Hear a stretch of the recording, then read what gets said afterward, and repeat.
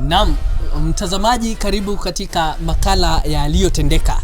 Na hivi leo na kutembeza katika kijiji cha Wanyororo ambapo kuna mmoja wa wakulima hapa ambaye amepata jambo la kubadilisha maisha.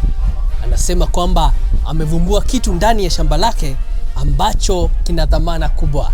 Hivi sasa napatana naye na atupe habari zaidi. Jambo. Jambo kwa majina? Kwa majina naitwa Fredrick Masharia Kang'etha. Yes. Karibu huku kwetu. Songea hapa uonekane kwenye kamera.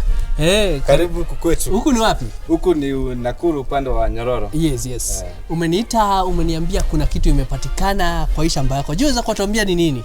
Sasa wacha nikupe hadithi kamili yaliyotokea huku. Juzi nilikuwa kwa shamba. Mimi na mke wangu hata kama hayuko hapa saa hii. Tukilima tu hivi. Mafuta. Ukapata mafuta ndani ya shamba lako. Mafuta ndani ya shamba. Yaani umeweza kuvumbua mafuta ndani ya shamba lako. Ya, kuna mafuta na kuhakikishia kuna mafuta. Ya. Na ni mengi, hata vijana wangu tayari washaanza kazi ya kuchimba mafuta. Ya kuchimba mafuta. Hiyo lori unaona ikikuja.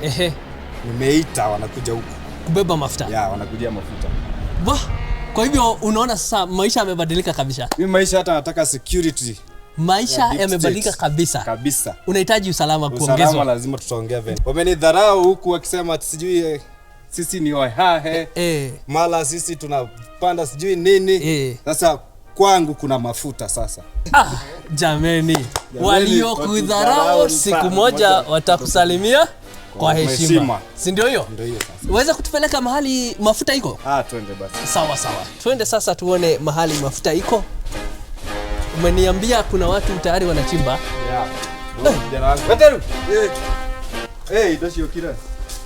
Salama sana. Ndio mnachimba mafuta? Tunachimba mafuta. Iko wapi mafuta? Hapa mafuta liko wingi. Hapa ukichimba. Yaani ukichimba tu unapata mafuta. Ukichimba tu. Mimi sasa nakwambia mimi security yenye sasa nataka. Unaona uko na mpaka watu wa kazi. Wa kuchimba mafuta. Ndio hiyo mafuta sasa.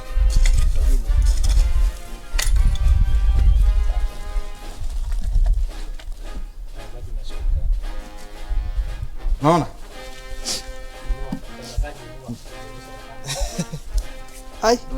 Ala? Ndio mafuta nakwambia. Variety mpaka hii just for men. Ndio mafuta mlikuwa mnaniambia? Hiyo ndio mafuta yenye iko huku. Hiyo ndio umeniitia umbali huo wote nikaja kuangalia hii mafuta. Mafuta kali hii ya kupika.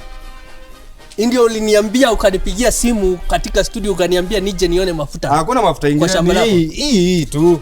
Kazi gumu tumefanya kazi.